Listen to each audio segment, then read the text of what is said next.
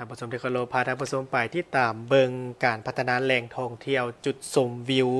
มกดอมนำตกตัดเกะเยืองเมืองวังเวียงแขวงเวียงจันทน์ซึ่งเป็นแหล่งท่องเที่ยวที่ได้มีการส่งเสริมภาพพจน์ของเมืองวังเวียงให้กลายเป็นแหล่งท่องเที่ยวทางธรรมชาติเพื่อเป็นการดึงดูดนักท่องเที่ยวที่เดินทางมาสัมผัสกับมนต์เสน่ห์ความสวยงามของธรรมชาติเมืองวังเวียง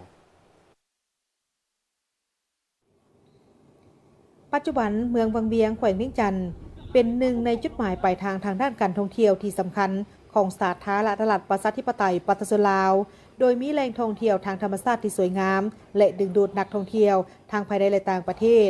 ในนั้นจุดชมวิวมกดอมและน้ำตกตาดเกาะเยืองเป็นสถานที่เปิดให้บริการแก่มวลชนภายหลังที่ได้เริ่มการพัฒนามาแต่เดือนพฤศจิกายนปี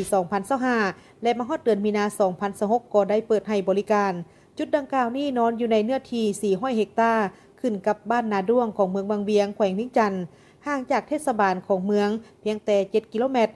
สำหรับจุดชมวิวมกดอมมีความสูงแมน 1,470 เมตรนับจากระดับหน้าน้ำทะเลสามารถเลี้ยวเห็นภูผาป่าไม้ตัวเมืองวังเวียงและภูมิทัศน์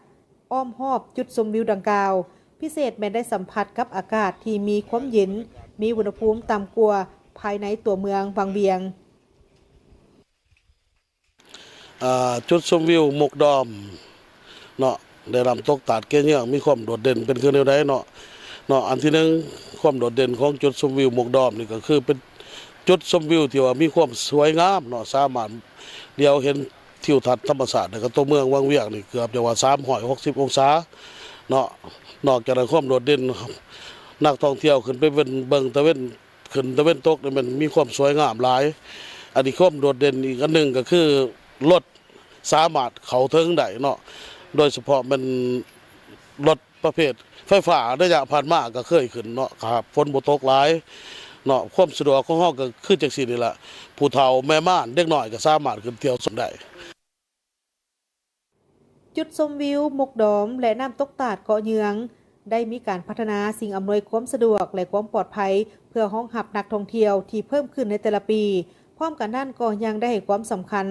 กับการอนุรักษ์สิ่งแวดล้อมและส่งเสริมให้การท่องเที่ยวเติบโตควบคู่ไปกับการรักษาธรรมชาติในเบื้องต้นแมน3 กิจกรรมที่ให้บริการเช่น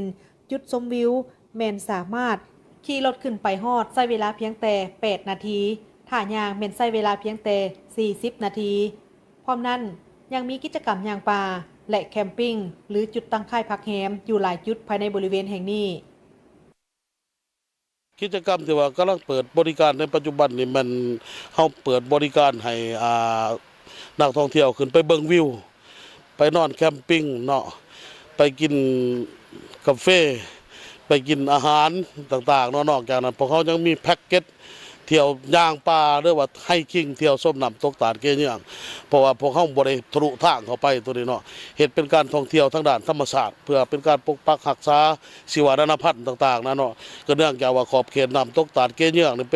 ป็นป่าย้อนน้ำแต่ว่าทั้งเมืองวังเวียงเพิ่นยังเอามาสวมใส่เพราะฉะนั้นพวกเขายังเอาใจใส่แล้วก็เน้นหนักไปทางด้านการท่องเที่ยวทางอนุรักษ์นะ